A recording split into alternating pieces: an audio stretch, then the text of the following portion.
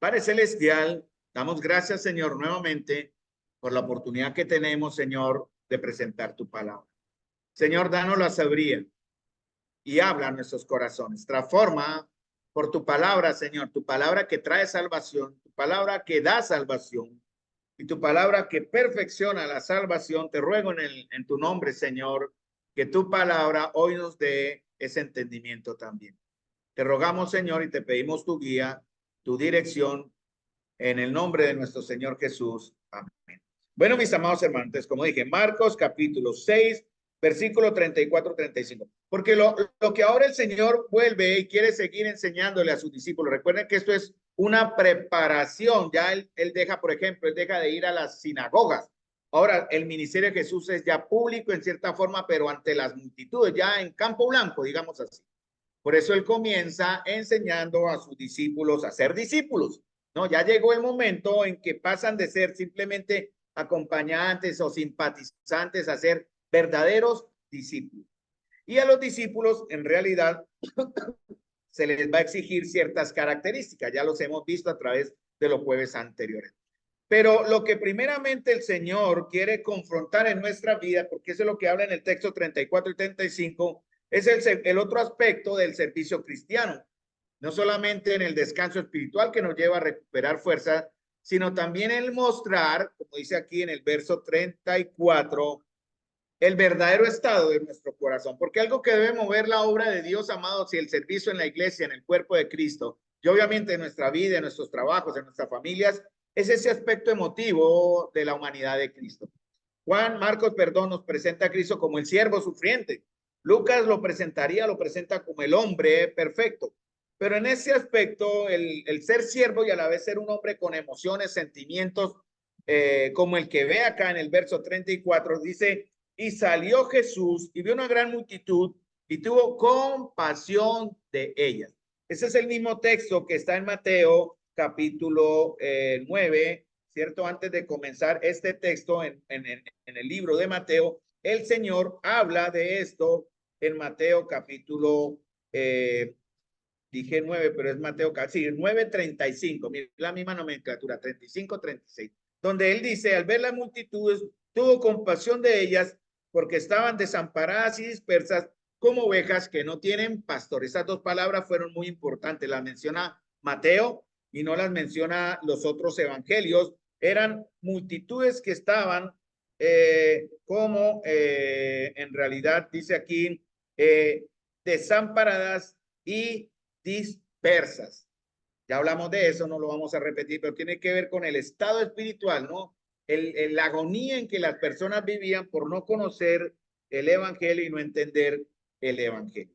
Muy bien, mis amados hermanos. Entonces el Señor muestra un aspecto que espera que sus discípulos también tengan, o que nosotros también tengamos, que es la compasión. Por eso cuando él después de enseñarse, pues él comienza a sacar a flote las verdaderas intenciones. Vamos a Juan capítulo 6, porque Juan nos comienza a explicar qué fue lo que sucedió. Juan nos explica y nos enseña desde el verso 25 de Juan capítulo 6, ustedes ven el texto en Juan 6 y habla de la alimentación de los 5,000. Y la gente lo sigue, ¿no? Dice eso, lo vemos en Marcos 6:35 en adelante. La gente va y le busca y él comienza a enseñarle la palabra primeramente antes de alimentarlo, ¿no? Ese es el verdadero orden, hermano. Primero dales el alimento espiritual antes de proveer un alimento físico, una comodidad, una diversión o un gancho, llamémoslo así. Y Jesús empieza entonces a sacar de sus corazones sus verdaderas intenciones. Ya hemos visto por qué algunos siguen a Jesús, ¿no? Ya vimos eso los jueves anteriores. Tristemente, algunos le siguen de lejos, evitando el compromiso e involucrarse. Un verdadero siervo de Dios se involucra en la obra de Dios, se involucra en el aspecto de iglesia, porque es el tema que estamos viendo, se involucra en extender el reino de Dios y su justicia.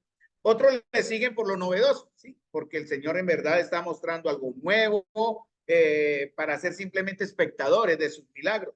Hay muchos que se dicen cristianos y simplemente siguen a Jesús por lo que Él puede dar en diversión, ¿no? Algo que alimente sus emociones o que llene su parte espiritual, pero guiado por las emociones.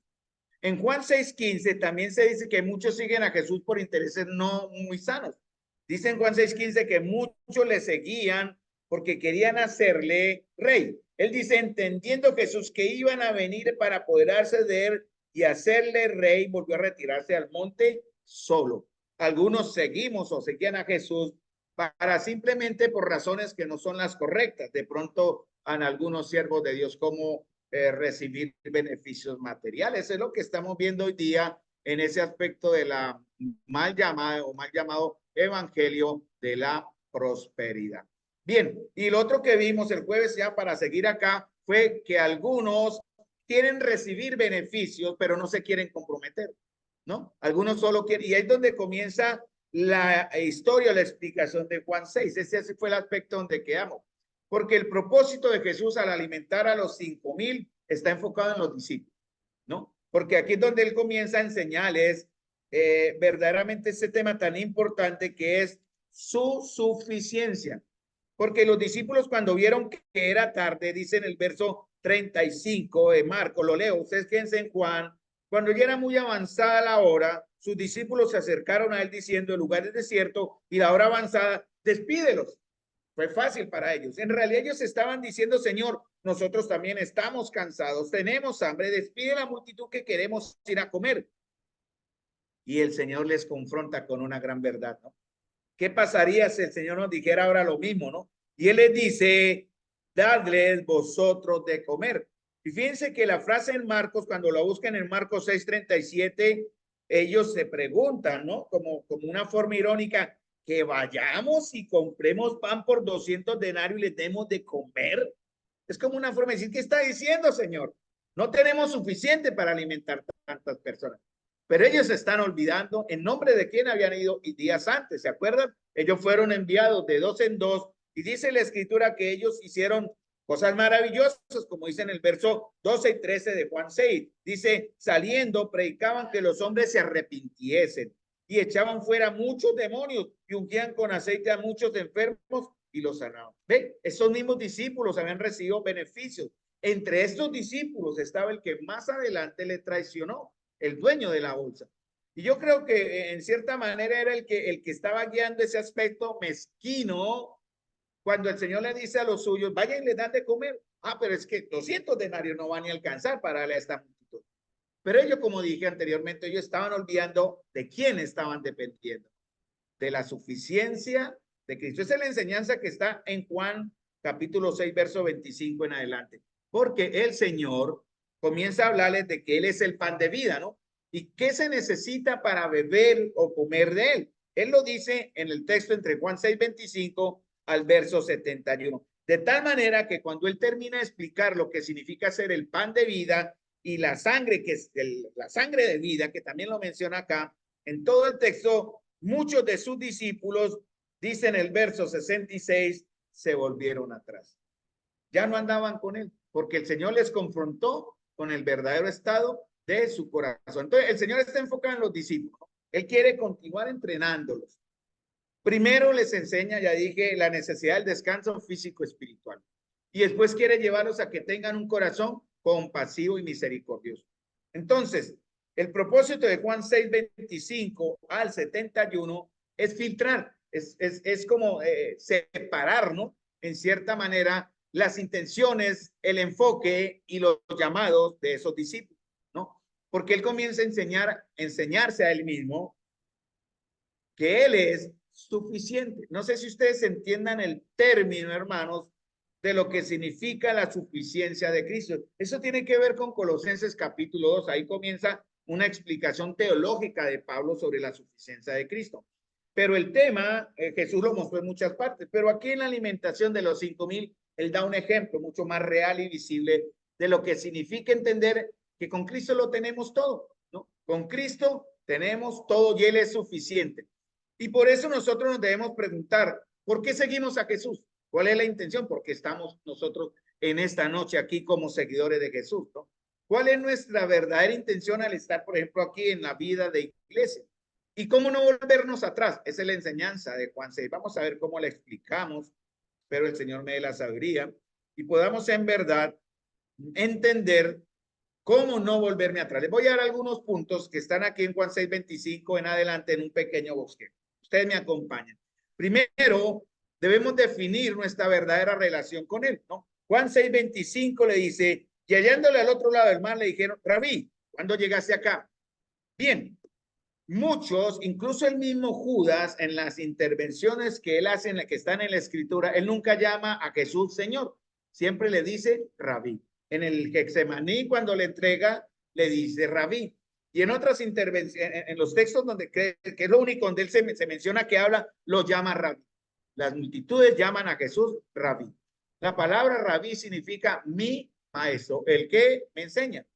Y más adelante, en Juan capítulo 6, cuando el Señor les dice, queréis iros vosotros también, en el verso 60 en adelante, sus discípulos, o en este caso, Pedro le dice en Juan 6:68, Señor, ¿a quién iremos? Tú tienes palabras de vida eterna. Pedro usa el término curios, que es el que nosotros debemos usar en nuestra devoción personal. ¿Quién es Jesús para nosotros ahora, hermano?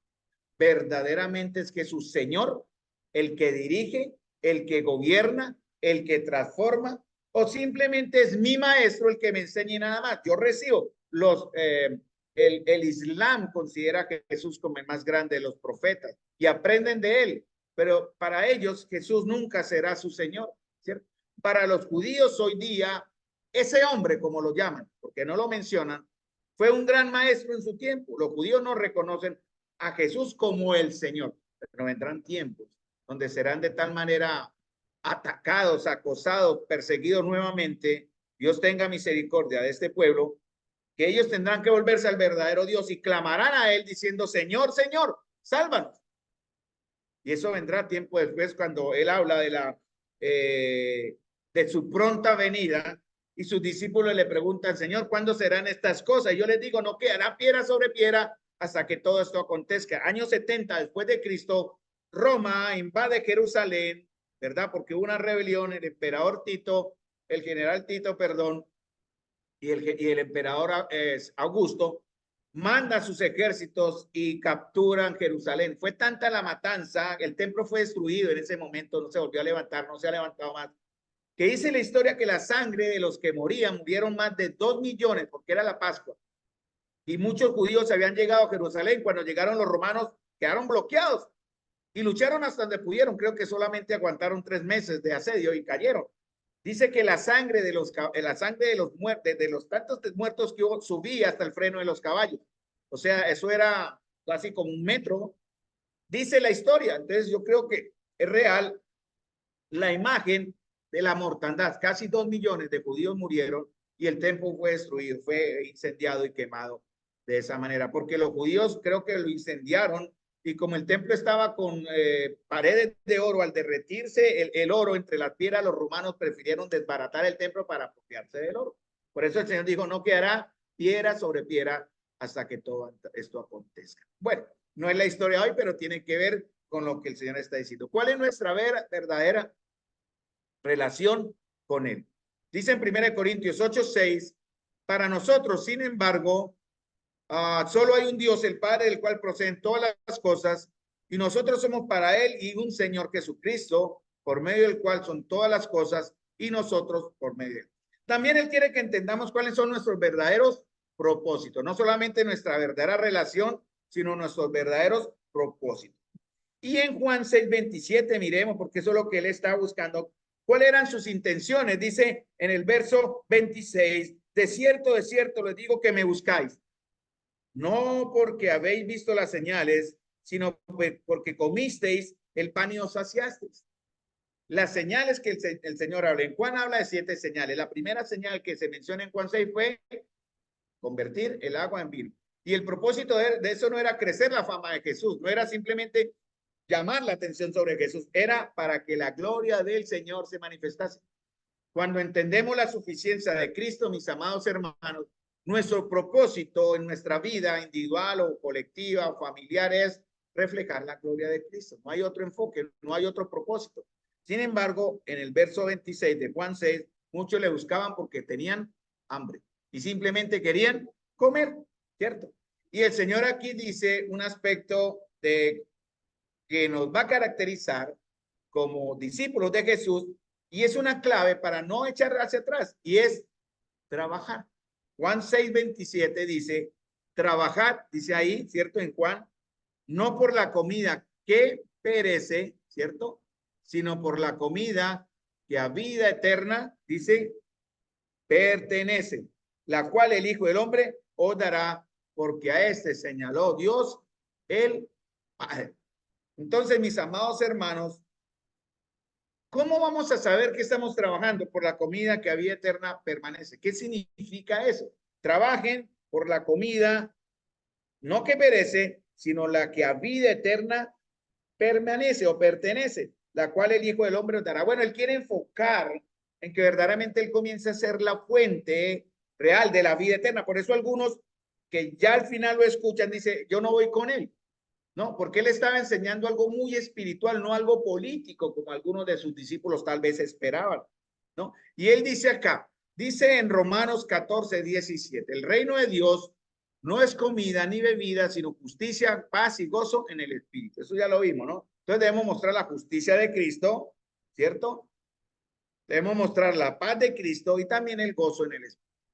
Ahora, ¿cuál es el trabajo que él espera? ¿Cuál es el trabajo que él pide? Dice Juan 6:28. Porque ellos le preguntan, ¿no? Él dice, bueno, trabajen por la comida que a vida eterna permanece. Y ellos le dicen, bueno, ¿qué debemos hacer para poner en práctica las obras de Dios? Miren, hermanos, el hombre, porque seguir a Jesús significa trabajar. ¿Y trabajar en qué aspecto? No es trabajar en extender el reino de Dios solamente, sino tiene que ver con el primer aspecto que se llama la fe, ¿no? Crecer en la fe y crecer en la gracia. Ese es el aspecto que él muestra en Juan 6, a partir de Juan 6:28 en adelante. Porque el hombre siempre ha estado condicionado a buscar la manera de agradar a Dios, ¿cierto? Por medio de sus esfuerzos. Vimos el primer caso cuando Caín y Abel, ¿no? Dios pide el sacrificio, y Abel lleva lo mejor, con su buena intención, a Caín, perdón, lleva lo mejor de sus frutos y Caín lo mejor de sus primogénitos en sus animales. ¿Cuál le agradó al Señor? Bueno, el que derramó sangre, y por eso ese sacrificio de Abel fue agradable al Señor, mas no el sacrificio de Caín. Y muchos Caínes han seguido a través de los tiempos buscando agradar a Dios con sus buenas intenciones, mas no en la manera en que Él quiere ser agradado. La ley es precisamente eso, ¿no? La ley nos muestra cómo agradar al Padre. Cuando nos damos cuenta de que no podemos cumplir la ley, tendríamos que buscar otra opción, ¿no? Por eso en Gálatas 3 dice que cuando vino el cumplimiento del tiempo, Dios envió a su Hijo. Un momento, eso se va a recordar este domingo en lo que se llama el nacimiento de Jesús. Aclaramos que Jesús no nació en diciembre, ya eso se explicó. Jesús nació 2 meses antes, aproximadamente en tiempos de otoño, ya entrando invierno. Pero lo importante es que nosotros nos reunimos para trabajar en ese aspecto, usemos ya el término, para crecer en nuestra fe, en nuestra gracia y también en depender en Cristo en su suficiencia. Es para entenderlo un poco más. Porque en este caso, Moisés representa la ley y las obras que van a dar una satisfacción solo parcial, momentánea, insegura. Y aunque la ley tiene un origen divino, ¿verdad? Es perfecta, pero es impracticable, hermano. Nadie puede salvarse por la ley. Solo desnuda nuestra insuficiencia. La ley nos muestra que no es nada bueno en nosotros, que es lo suficientemente bueno, valga la redundancia, para llegar a Dios, ¿no? Entonces, la ley lo que hace es que nos enfoque en aquel que es el verdadero pan del cielo. Por eso el Señor dice, trabajen, no trabajen cumpliendo la ley, es imposible. El Señor dice, trabajen conociéndome a mí, trabajen confiando en mí. Por eso el Señor dice en Juan 6:33, Juan 6:33, creo que dice, perdón, en Mateo. ¿Cómo dice? Buscad primeramente el reino de Dios y su justicia, y las demás cosas os serán añadidas. Y eso mismo lo enseña con eso. Búsquenme a mí. Llevé esta semana una señora y pasamos cerca de unas palomitas. Ya acaba de salir de misa, de las novenas, de esas cosas que hacen madrugadas. Y veo unas palomitas comiendo y me dicen tan hermosas las palomitas. ¿Sí las alimentará Dios? Me preguntó. Y yo le mandé el verso. Dice, pero el mismo Señor, dije, usted estaba adorando a un Señor que dijo, miren las aves del cielo cómo son, que no se preocupan, no se afanan y confían en mí. Porque ella al hacer la pregunta mostraba una duda. ¿Sí será que Dios se acuerda de ella? Claro, el mismo Señor lo dijo. Y la sabe, la naturaleza nos da la enseñanza en cierta manera de que Cristo es suficiente. Eso las hacen las mismas pequeñitas, ¿saben? Nos muestran cómo ellas naturalmente, ¿cierto? Confían en Dios, y nosotros que somos pensantes, hombres y mujeres con una naturaleza conforme a la imagen de Dios que debemos respetar en nuestro prójimo también, y dudamos y luchamos y peleamos para confiar en Él. Entonces Cristo nos da la suficiencia y la libertad de su gracia, porque ¿qué, hermanos? Él hace todo por nosotros. Miren, Israel trabaja, él da la enseñanza del maná, ¿no? Él lo menciona, ¿no? Hablando del pan, dice en el verso 32, de cierto digo, no dio Moisés el verdadero pan del cielo, mas mi Padre os da el verdadero pan del cielo. Entonces, aquí vamos a ver cómo Dios actúa, el Padre. Actúa de una manera directa en nuestra salvación. Quiero que entiendan esto. No me van a tratar de un calvinismo que no existe acá. Estoy hablando de una verdad de la Escritura. Dios actúa, Dios obra. Y el Señor en el texto de Juan 6:25 al 71 lo enseña en muchas partes, diciendo que verdaderamente nosotros estamos acá porque el Padre nos trajo, ¿no? Y como dice acá, bueno, dice acá, no dio Moisés el pan del cielo, mas mi Padre os da el verdadero pan del cielo. Israel trabajaba, ¿se acuerdan en la historia? Tenían que salir y recoger maná, ¿no? Madrugar, recoger cada día el maná. Un maná que se agotaba, un maná que era, aunque el cielo era perecedero, el que no recogía, el que recogía de más se dañaba el mismo día, recogían lo suficiente y alcanzaba, y era el pan que venía del cielo, pero se agotaba. Mientras Cristo, hermanos, aquí en Juan enseña que Él verdaderamente ofrece un pan permanente, verdadero y suficiente. ¿Y cómo llegamos a ese pan? Él dice, trabajen, pero mediante la fe. No es nuestro esfuerzo, sino la obra de Cristo en nosotros. Por eso la fe debe alimentarse. ¿Cuántas fe tenemos? Preguntaría. Tenemos en realidad una sola fe que se manifiesta de varias formas, llamémosla así. La fe que salva, ¿cierto? En Efesios capítulo 1 lo dice, la fe que salva, la fe que se aprende, que es la doctrina, que ustedes están ahí en sus manos aprendiendo con este estudio, la fe que se aprende, que se conoce, y la fe que se muestra, la fe que es vivencial, ¿no? Por eso Santiago decía, no sean solamente oidores, sino hacedores. De la fe se muestra. Hermanos, pero esa fe se debe mostrar si primeramente nos ha transformado. Si usted demuestra una fe sin haber sido transformado, se llama hipocresía. No hay otro nombre. Usted tiene que fingir que vive una fe que usted no vive y no experimenta. Y tiene que formar una careta, tiene que formar una imagen ante los demás, porque usted no está viviendo esa fe, y muchos simplemente son oidores y pasan a ser hacedores sin haber sido transformados en su centro por la suficiencia del Señor. Por eso dice en Juan 6:31, ¿no? Lo acabé de leer también. Dice, nuestros padres comieron el maná en el desierto, como está escrito, pan del cielo os dio a comer. Este pan nos ha sido dado por el Padre. El maná fue enviado a Israel por el Padre. Y ese maná espiritual llamado Cristo fue enviado del cielo por el Padre para nosotros. Ese es el verdadero pan del cielo, hermano, que dará satisfacción a nuestras necesidades espirituales, dice en el verso 32. Cuando el Señor usa el término desierto, digo, y llamando la atención a algo muy importante.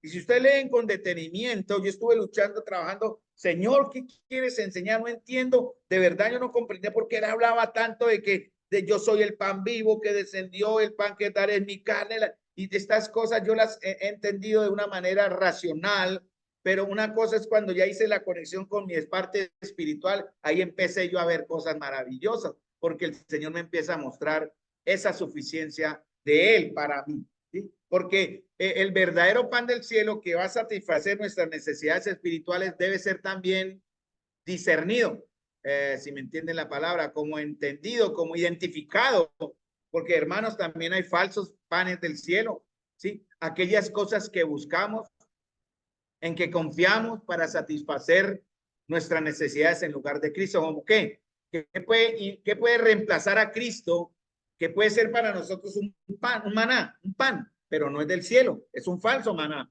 Los ídolos, ¿cierto? El materialismo, la fama, de pronto el poder humano, las riquezas, otras enseñanzas, de pronto otros maestros, mi autosuficiencia y logros. Yo he escuchado, yo he visto hermanos escuchando a Juan Manuel Valls, solo lo doy como ejemplo, es ilustrativo nomás. Y no me afecta, en realidad no es que me sienta mal por eso, no me ha faltado. El hermano enseña la palabra de Dios. Y he escuchado temas que él enseña, que aquí en la iglesia los hemos enseñado. Y he escuchado hermanos en unas charlas hablar cómo el hermano les ha enseñado en los temas que ya habíamos sido enseñados acá. Y yo me pregunto, ¿qué pasa? Si el hermano está enseñando lo mismo que acá enseñamos, pero a él sí le creen y a nosotros no nos creen, ¿dónde está el problema? ¿Seremos nosotros? ¿Será la palabra o será el receptor de la palabra? Debemos llamarnos, preguntarnos, porque muchas veces nosotros estamos llenándonos de un falso maná. Me satisface más el carismático allá, el hermano allá, y olvidan la palabra que el hermano está enseñando. Y no lo digo porque yo esté enseñando la palabra acá, hermano. Yo estoy enseñando la verdad. Si alguno me puede mostrar o demostrar que mi verdad, la verdad ya aquí es mentira, hágame el favor y lo hace. Para no enseñar mentiras, estamos enseñando verdad. Pero enseñamos la misma verdad que enseñan otros maestros y parece que lo que uno enseña no fuese comprendible. Eso es una cuestión que a mí me lleva a orar mucho. Señor, dame la sabiduría de saber explicar tu palabra, porque tu palabra es la que tiene que llegar en verdad a aquellos que están oyendo. Hermanos, miren, esto tiene que ver en la, ¿cómo les explico? La unión que podamos tener nosotros con Cristo, porque, mire, puede venir el hermano más humilde que enseña la palabra, desde que sea la palabra es bien recibido. Puede venir el maestro más docto, más grande, desde que sea la palabra, debe ser bien recibido. Entonces, la cuestión no es tanto del que da o el medio, sino del que recibe, que no tiene un corazón correcto delante del Señor. Es selectivo, es selectivo. Escoge de quién oír lo mismo que se le está dando aquí en la comunidad. Es para estar orando, hermanos, que podamos aceptar la verdad de la palabra que se explica tanto aquí como que se explica por otros buenos maestros, ni más faltaba. Pero ¿qué es la palabra? Eso es lo que yo quiero decir. Ese es el verdadero pan del cielo. Nos lleva a conocer a Cristo Jesús. Entonces, si vamos a la verdadera fuente, que es Jesús, vamos a ser llenos, alimentados. Y no olvidemos que vamos a Él porque el Padre nos lleva a Él. Dice en el verso 35, mire, Jesús les dijo, yo soy el pan de vida. El que a mí viene, que dice, nunca tendrá hambre, y el que a mí cree, no tendrá sed jamás. Y Él dice antecito, no, recuerden, mi Padre os dará el verdadero pan del cielo. Yo soy el pan de vida, ¿verdad? El que en mí cree, no tendrá sed jamás. No el que escucha a Carlos, el que escucha a Juan, el que escucha a Pablo David, o el que escucha a MacArthur, el que escuche. Tenemos que escuchar, mis amados, a aquel que dice acá, el que viene a mí. Es Jesús al que debemos ir. Nunca tendrá hambre, y el que en mí cree no tendrá sed jamás. Entonces, al creer en él, nuestra sed va a ser saciada. Entonces, eso significa el cuarto punto, ¿no? Porque vimos ya el primero, definir nuestra relación con él. El segundo, cuáles son nuestros propósitos. El tercero, seguir a Jesús significa trabajar. El tercero, ¿verdad? Y el cuarto es seguir a Jesús, perdón, es entender que trabajamos para conocer el verdadero pan del cielo. Hay infinidad de grupos que entregan un pan, pero un pan falso, un pan mentiroso. ¿Cómo sabemos eso? Vamos a las escrituras. Y la palabra de Dios nos muestra verdaderamente la calidad del pan que estamos recibiendo. Yo les animo, mis amados hermanos. Bueno, ustedes me escuchan, pero les tengan su devocional en lo que vamos aprendiendo para que el Señor también les muestre a través de lo que vemos los jueves o los domingos en la enseñanza el verdadero pan del cielo. Los demás somos solo instrumentos. Muy bien, vamos a ver uno último antes de detenernos. Yo me estoy guiando por mi reloj aquí. Porque seguir a Jesús y no volver atrás significa entender nuestra seguridad y posición permanente. Miren lo que dice Juan 6, 37 a 39. Miren lo que dice el Señor. Todo el que el Padre me da, vendrá a mí. ¿Cómo sabe que usted ha ido al Padre? ¿Cómo sabe que el Padre le ha traído? Porque usted va a Cristo. Dice aquí, y el que a mí viene, no le echo fuera. Eso es seguridad, hermano. Dice, porque he descendido del cielo, no para hacer mi voluntad, sino la voluntad del que me envió. Y esta es la voluntad del Padre, dice en el verso 39. El que me envió, que todo lo que me diere, o sea, ¿quién está entregando a Cristo? El Padre, ¿no? Y todo lo que me diere, no pierda yo, Cristo, nada, sino que lo resucite en el día posterior. Entonces, hermanos, el verdadero discípulo va a entender su posición. Su posición. Esa fue la lucha que empezó en Colosenses y por eso Pablo empieza a hablar de la suficiencia de Cristo en Colosenses 2, porque llegaron unos falsos maestros y enredaron y confundieron la posición de los hermanos en Colosas y les hicieron creer que no estaban tan seguros hasta que no llegaran a un conocimiento espiritual, sublime y específico solo para unos escogidos. Los demás perdían el año, como dicen vulgarmente. Entonces había una lucha en ese aspecto de su posición y la condición de la fe en los hermanos de Colosas. Es por eso que Pablo comienza a hablar de una manera ya teológica, llamémoslo así, la suficiencia de Cristo, que ya el Señor lo menciona acá en Juan capítulo 6. Miren lo que dice en Juan 6:70. Cuando entendemos, hermanos, fíjense bien, porque esto nos da la explicación por qué algunos vienen y se van, porque algunos vienen a la comunión y no permanecen, porque les faltó amor, no creo, porque les faltó amistad, tampoco creo.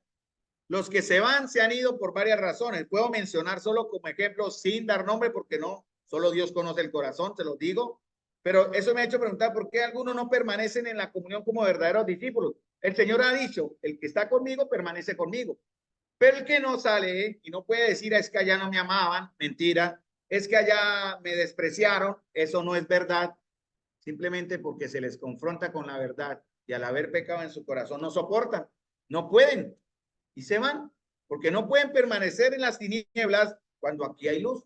Esa es una de las clases, ¿no? A menos que si hay diferencias personales y usted parte de la comunión por una diferencia personal con un hermano, es pecado, porque la palabra de Dios, cuando usted vino acá, lo vino para integrar una comunión viva, no lo trajo acá para ser simplemente un espectador o ser simplemente un receptor y un pedidor, como no sé si uso bien el término, uno que pide solamente, pero no entrega. Juan 6:70 dice, Jesús le respondió, no os he escogido yo a vosotros los 12 y uno de vosotros es el diablo. El que no permanece con nosotros, Juan lo dijo, el mismo apóstol que estaba ahí escuchando a Jesús, dijo, salieron de nosotros porque no eran de nosotros, no tenían ni posición ni condición, no estaban seguros en Cristo. La comunión no significaba, y obviamente cuando hay pecado, hermano, mire, hermano, no pida, no espere, no es bíblico, no es de un creyente, o sea, no es del Señor, que usted espere amor, cariño y apapachurra cuando usted está en pecado. Eso no es correcto, porque eso seríamos ser cómplices de su pecado. Hay que diferenciar. Si usted se arrepiente, en 2 Corintios, Dios habla de un hombre que cometió un pecado horrible en 1 Corintios y fue sacado de la iglesia. Pero Pablo le dice a los corintios, tengan misericordia de él en el capítulo 2, que él ha vuelto arrepentido. Si usted vuelve arrepentido después de alejarse por pecado, será recibido con los brazos abiertos. Eso es lo que dice nuestra esencia y nuestra condición como hijos de Dios y como aquellos que hemos entendido verdaderamente nuestra seguridad y posición. Eso se llama la perseverancia del cristiano. Los que somos verdaderamente de Cristo, hermano, perseveramos, no nos echamos para atrás. ¿Hay desánimo? Sí. ¿Hay debilidades? Sí. ¿Hay dolores? También. ¿Hay miedo? Claro. ¿Hay pruebas? Hoy mejor. Pero nadie se va para atrás. No debemos, porque eso es lo que enseña la verdadera palabra del Señor. Si usted verdaderamente es un hijo de Dios, permanece. Y si no permanece, es porque no era hijo de Dios. Así, eso está ahí clarito. Entonces, hermanos, por eso el Señor dice, trabajen, trabajen, fundamentemos la fe, crezcamos en la comunión, fortalezcamos nuestra comunión y nuestra fe, porque aquí estamos llamados, amados hermanos, a protegernos los unos a los otros, a cuidarnos como un cuerpo. Eso lo estamos viendo, por ejemplo, ya vamos a empezar cuando volvamos a traer, a seguir reuniéndonos más continuo con los caballeros y después con las damas, con el tema de los dones para el servicio en el cuerpo local, obligación. Usted será llamado a cuentas, hermanos, me está escuchando, y usted algún día será presentado delante de Dios y le dirá, ¿qué hizo con lo que le entregué? ¿Qué hizo? ¿Usted qué le va a decir? No sabía, no sabía, no, es mentira. Usted está siendo enseñado por la verdad, de que tiene una gracia de Dios, un carisma de Dios llamado don, que tiene que poner a funcionar sí o sí en el cuerpo local. Y eso es diferente a habilidades, capacidades y talentos que son distintos, pero que también se deben usar para la gloria de Dios. Es aquí en el cuerpo local. Hay muchos cuerpos locales, hermano. No me van a malinterpretar que que aquí nada más, no. Aquí estamos poniendo en práctica esto de lo que significa que verdaderamente Jesús es nuestro pan de vida, ¿no? Que verdaderamente Jesús es nuestro verdadero maná. Y por eso dice en el verso 36 y termino, ¿cierto? Os he dicho que aunque me habéis visto, no creéis. Aunque me habéis visto, no creéis. ¿Cómo sabemos que somos discípulos? Porque creemos. ¿Cómo sabemos que creemos? Porque eso es fe.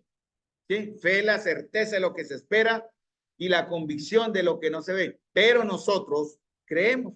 ¿Por qué? Eso se ve en la vida. Y eso es lo que se está enseñando Santiago. Todo el libro de Santiago. Primera carta a las iglesias, la epístola de Santiago. Después vinieron las de Pablo. Pero Santiago dio en el punto. Santiago es doctrinal, es práctico. Y dice, hermanos, no se hagan maestros sabiendo que recibirán mayor condenación. No enseñen lo que no están viviendo. No enseñamos nosotros como comunión lo que no estamos viviendo, porque sería una congregación que caeríamos todos bajo el juicio de Dios. Estar enseñando lo que no vivimos. Y eso es pecado. Vamos a dejar ahí, mis amados hermanos. Y el próximo jueves retomamos con la idea de seguir, entender por qué seguimos a Jesús y cómo no irnos atrás, cómo no volvernos atrás, ¿no? Y vamos a ver de qué manera Dios se ha involucrado en nuestra perseverancia. Pero todo tiene que ver si nos ligamos, creo que uso los términos correctos, si nos empatamos y usamos el vínculo perfecto del amor, como dicen en Efesios, con nuestro Señor Jesucristo, quien es suficiente.